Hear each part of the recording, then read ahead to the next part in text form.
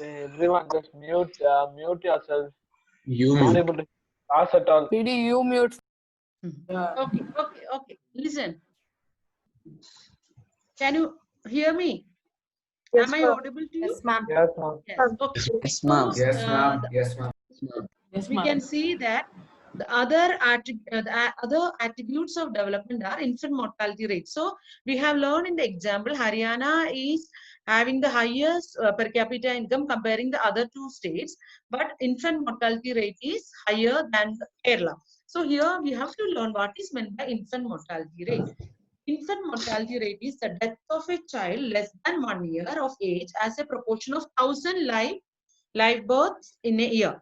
So the number of children below the age of 1, the number of children death is considered as a infant mortality rate in proportion to 1,000 children. Okay. The infant mortality rate indicates the development of health facilities in a country. In India, Kerala has the lowest while Bihar has the highest. What Highest. does it mean? Though we can say that Haryana is the per capita income is high, but the infant mortality rate is more than Kerala. So we can understand that along with the development, other than income, infant mortality rate, literacy rate, death attendance ratio, uh, all these criterias are also important to see the development.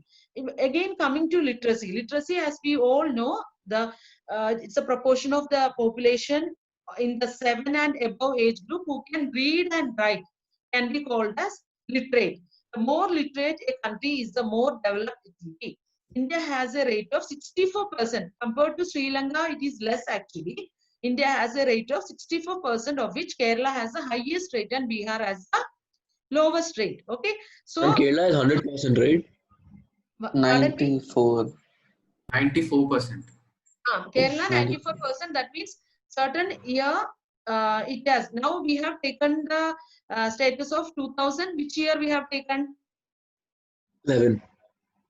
11. 2011. 11. 13. So according to that, Kerala's 94. So here we can see that literacy rate is also important and infant mortality rate we have to see. Next, net attendance ratio. What is net attendance ratio? I think it's a new term for you. Do you know what is net attendance ratio?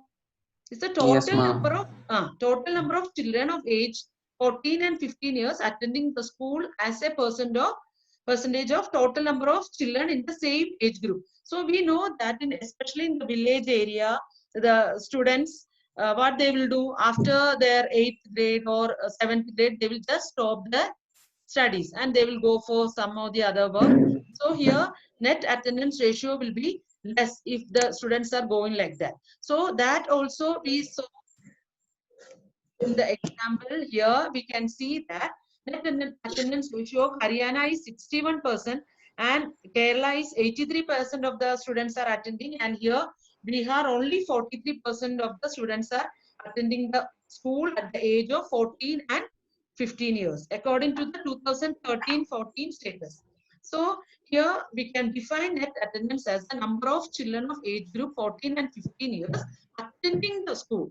If the net attendance ratio is low, it means that many children are not attending the classes. Now, the next is very, very interesting. Body mass index, or we can call it as BMI. What is body mass index? It is a ratio of the height and weight of a person. It indicates the health of a person. Actually, we can calculate body mass index less than 18. If we, after calculating, if you are getting the BMI as 18 point, less than 18.5, it shows that you are undernourished. If we are getting above 25, it shows that obesity. How to calculate it? We can see here, it is calculated as weight in kilograms divided by the square height in meters. The BMI shows the economic background of nutritional status. So example I have given here, a child is having 150 centimeter, he is 150 centimeter tall and have weight of 40 kg. Find out the BMI and comment on his report. So the same type question can be asked for even 3 marker. So you should know the equation to find out BMI and how to find out. And also you should write about the report, whether he is undernourished or whether he is overweight, obesity. You have to calculate and find out. So here in this example, we can see the weight of the child is, weight is, what is the weight? It's less than 40 kg. 40 kg. Weight is 40 kg 40 divided kg. by 150 centimeters 150 given here. So we have to convert the centimeter into Meters. meter. Yeah. Good. So 1.50 into 1.50. So it is equal to, we are getting answer 17.77. As 17.77 is less than what? 18.5. 18.5. 18.5. So we can So he's give the report. The child is underweight. underweight. Okay. Malnourished. So after this class, I think you can yourself find out. Okay, as you are growing, the children know. So it's okay. If you are a little bit above 25 also, okay, no problem. So here we can see that we have discussed about the infant mortality rate, literacy rate, net attendance ratio, and BMI. So we learn from this that there are other attributes than income we have to take into account to measure the development of each country. So, Ma'am, what about age composition? age composition also we have to taken into account here. But according to this BMI, when we are considering, we no need to see the age composition here. We have to just understand the height and weight only. Okay, usually No, not for BMI, but like for overall development. Age composition is also important, right? Because all the old people cannot work. Yeah, all the old people So in your can't geography, work, you people might have learned this. Okay, dependent people population chapter last year you have learned. No? Yeah, Yes, few ma'am. which are the people dependent and is it like age group below 16 and above 60? Is it correct? 15 and 59. 15 and 50 is okay. Yeah. So here actually we are not mainly focusing on, we are not focusing much on the age composition under this economics chapter. We are mainly focusing what are the attributes, just to understand what what are the attributes that is required for development. So as according to me, you just focus what is given here. So just learn the attributes what is given in the textbook. Okay, age composition, as it is not mentioned, we no need to bother about that. So when we know the population chapter, we have learned that about the dependent population. You can just understand these people at the age group of below 15 and above 59 are dependent people. So you can I think you understood that topic very well. So here, as far as development topic is concerned, you no need to focus on the age composition. Okay, Tanvi, you just focus these attributes what is given here. Okay. So Codimas index, I hope all of you understood how to calculate it. Yes, Is that ma'am. I'm in clear? the end of the book. I'm Is last that page clear, of the book. Payas? Yes, ma'am. Sarvi? Ma'am, can you show the features of PCI slide again? Okay, I will show you after completing that last 5 minutes. I will just recapitulate. Now I will show you Charlie. Okay. So this example, once again we will come back. Haryana infant mortality rate is 33. That is the number of children below the age of what? Number of children. The death rate 1 below year. the age of 1 year. Below 1 year. Is 1 year. 33, Kerala 10 and Bihar 38, and literacy rate also Kerala is high. Though you have to understand that per capita income is less in compared to Haryana in Kerala, but still all the other attributes are high. That shows that other than income, we have to focus on so many other things. So if we are having income or per capita income is high, we cannot say that the government or the people are ensured with more literacy rate or more what we can say, health facilities. It is the government, they have to take lots of care for all these things. Here we can see that the Kerala government is given importance to primary education, primary health care facilities, and other sanitation infrastructure, all the things. That is why overall development is happening, though the per capita income is low in Kerala compared to higher. Now we will move to the next slide. The first sentence is very, very important. Money in your pocket cannot buy all the goods and services that you may need to live well. I repeat, money in your pocket cannot buy all the goods and services that you may need to live well. What does it mean? How we can justify the statement? We have less money. Huh? Who We will have less answer? money. We cannot buy all the materials we need if we have less money. With We money, are never we can buy satisfied. everything. With money, We are never satisfied with whatever we have. Whatever. So we need more money. pardon Ma'am, me? they won't allow you to protect you from this. Money So- in the pocket of poor people, they cannot buy all the use what we have. No, if we have money, we can buy it. See, money in your pocket Ma'am, cannot but- buy all the goods Ma'am, and but all services. goods and services need money. Ma'am. Money. But what if the statement is money in your pocket cannot buy? Buy. Ma'am, Ma'am, money it in the won't pocket go- of money it in the can't- bank is safe. Clearly, ma'am. It can't protect you from like harmful diseases and See, corona. If we are having money in our pocket, still we are quarantined, isn't it? So we can see that money in your pocket cannot buy all the goods Yeah. and services that you may need to live well. That means that there are other things like the pollution-free environment, unadulterated medicines, protection from diseases. These things, if we are having money also, we cannot We be able cannot to do anything. we cannot do anything. So the statement, it's we can make it clear. With our money in our pocket, the money in our pocket, we cannot buy pollution-free environment, unadulterated medicines, and protection from diseases. Monetary development or more average income may not prepare you a better life.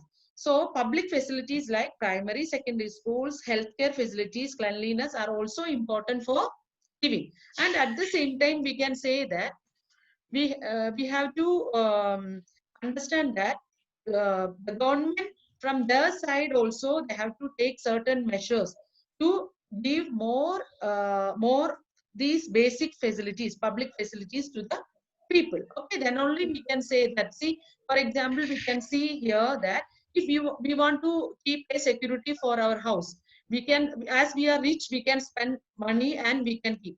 And this we can do it in a cheaper way. How we can do that?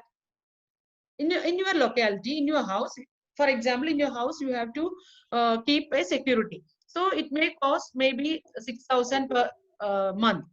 But cheaper way, how we can do this facility? Get a dog. CCTV. Get a dog. Ma'am, get a Yeah, security put cameras and all. Ma'am, get a dog, put cameras or put some like sensors or something. See here we Or can see that. put some sensors. So here we can Send see your that father. if we are sharing the money, those who are Suraj. staying in that particular area, and we are keeping a watchman for that particular locality. So we need to pay only maybe 100 rupees or 200 rupees per month. Okay, so what does it mean is, if we are having money, if others are not interested or others are not having money or others are not interested to share anything with you, it is difficult. So we can conclude here that money in your pocket cannot buy all the goods. It means we need the support of even the other people also. Okay, then only we can achieve the development in all the ways. That is, we can improve the standard of, we are not only focusing the increase in income or output, we are focusing here the improving the standard of living of the people. So here we can see that we need the support of the people, we need the support of the government, then only we can have development in our country or within ourselves. Is that clear? Yeah. Now, we will just recapitulate what we have learned today. Charvi, just see the slide what you want to see here. Today we have discussed about national income, the definition. National income is one of the important attribute for national development. Along with that, we have learned national income is not given the explaining about the population, or it is not giving the average income earned by the people. So we are comparing the countries based on per capita income. Again, we can see how to calculate per capita income. Per capita income is equal to total income divided by total population. Again, coming to this is for Charvi, just note it down. Features of per capita income, it creates a relationship between income and population. World Bank uses per capita income for classifying countries as developed or underdeveloped. It hides inequalities of income. With this example, we can see that it hides disparities. Here, the average of both these country A and B are same, but 10,000. people are not equally, the income is not equally distributed. Few are very rich and few people are very poor. Again, there are other attributes for development, that is infant mortality rate, literacy, net attendance ratio, body mass index. Did you understand how to calculate body mass index? Last page of a book is given, ma'am. Yes, ma'am. Now, with this example of Haryana, Kerala and Bihar, we understood very clearly about how the infant mortality rate, literacy rate and attendance ratio in these three countries, and about public facilities. Money in your pocket cannot buy all the goods and services that you need to live well. So, children, any other doubts? Yes, ma'am. No, ma'am. Yes, ma'am. Tell me. Ma'am, in that question where 500 tons of garbage was dumped, even the hospitals benefited. Hospitals are benefited. Yeah. No, I am saying here, why? How they are benefited? Tell me. More patients, so more money. That's what I'm saying. Exactly. The national development also, here we can see that, Vivan. So here we can see that the hospitals are benefited. But what about the other people? So few people are benefited, few are not benefited. That's why we have learned hospitals. Ma'am, hospitals are also not benefited. They said it's deaths.